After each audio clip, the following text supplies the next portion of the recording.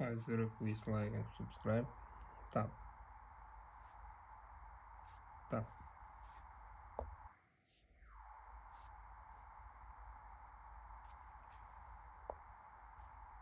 Data control.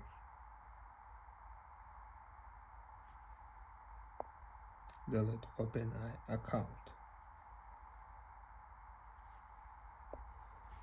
Deleting your account is permanent and cannot be undone. If you have an active subscription through the Google Play Store, you will need to cancel that separately. All your older data across ChatGPT and other OpenAI apps, including profile, conversation, and API usage, will be removed. You cannot be used the same email or phone number for a new account. If you have been using the API, that access will also be deleted.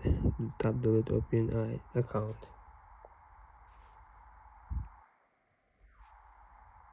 Your account has been deleted.